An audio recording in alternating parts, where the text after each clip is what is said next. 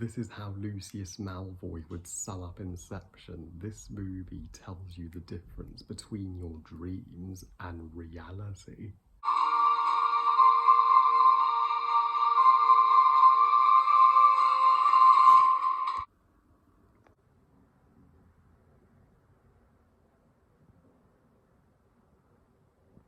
Inception, directed by Christopher Nolan, and is Christopher Nolan's 2010 masterpiece. Inception tells the story of a Cobb, this skilled thief who steals information from his targets through a way that they would least expect through their dreams.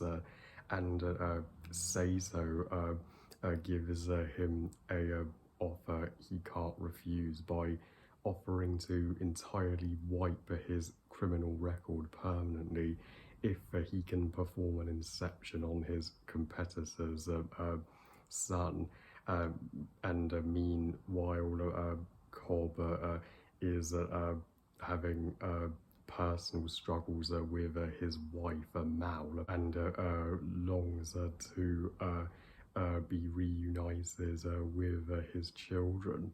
Now, happy 10th anniversary Inception. I couldn't have picked a more perfect time to review this landmark Christopher Nolan movie, not only to celebrate its 10th birthday, but also in celebration of Tenet's release. At last we have a new 2020 movie to look forward to on the big screen, and of all the Christopher Nolan movies, Inception looks like the closest to Tenet. And I'm not sugarcoating anything here. Inception is a absolutely incredible and influential movie, and it was one of the easiest movies to make my top 10 best movies of 2010. And re-watching it 10 years later, my love for this movie has grown. I am now going as far as calling Inception my personal favourite Christopher Nolan movie, because this is one of the most unique blockbusters I have ever seen, period. I haven't seen any other summer big budget blockbuster have its conflict be centered around dreams or dream based. So that's why Christopher Nolan is one of the top tier directors and filmmakers working today.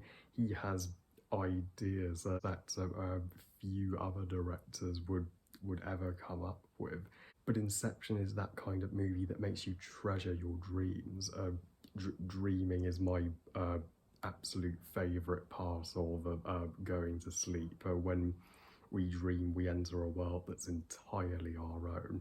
And one dream I had recently was that I was at this zoo and I befriended a hyena and this antelope or gazelle that was larger than an elephant just passed me by.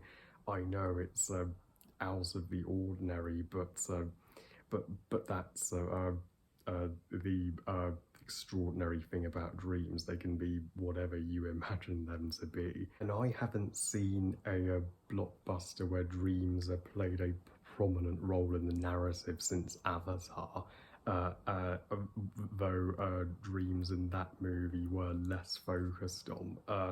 But Inception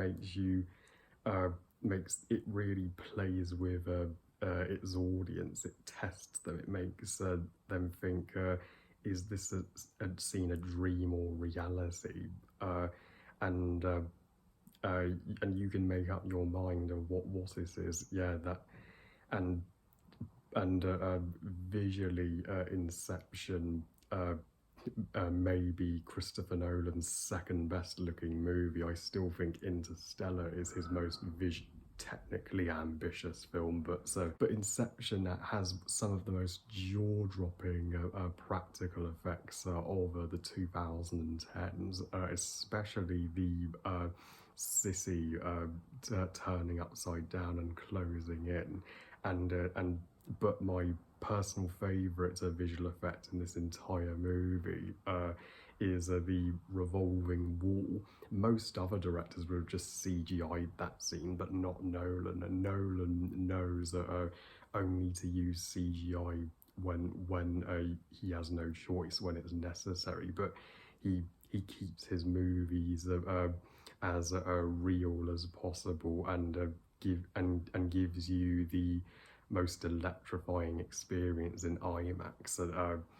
Nolan movies always look the greatest in IMAX, but as well as giving you the the best visual experience with a movie. Inception is a courageous movie for having protagonists that are not exactly the most likable.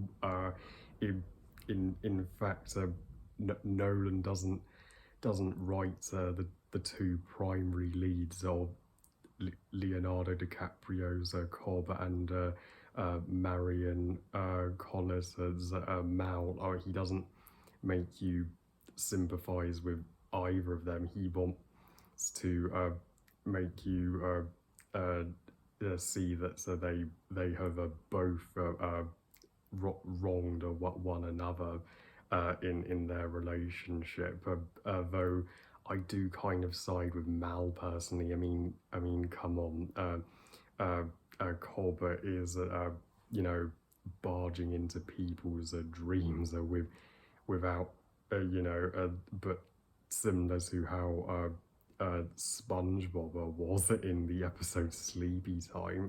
But even Tom Hardy stars in this movie before he was Bane in The Dark Knight Rises, and even though his character may be the least interesting of the Inception characters, he's still good regardless. But I've only just recalled that a lot of the cast in Inception also star in The Dark Knight Rises.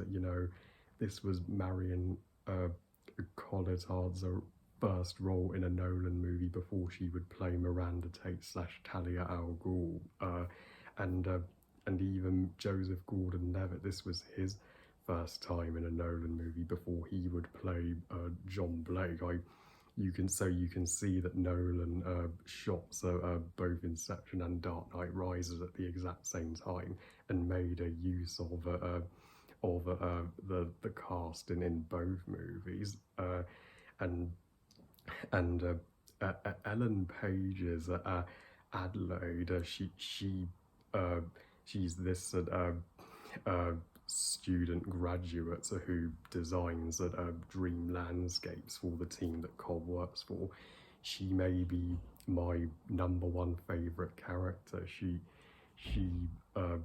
is flawless in this movie. She gets the closest to Cobb, and in that scene where she enters the flat and Mal is there, and Mal is questioning Cobb why is she here? That was the most emotionally impactful scene in Inception, and the one that was making me debate most of all is, are we viewing a dream or reality? And Christopher Nolan always keeps Hans Zimmer to do his movie scores, and Hans Zimmer totally knocked it out of the park with his score for Inception. His score for Inception is so breathtaking, it's not too far behind scores like The Lion King and the Dark Knight trilogy.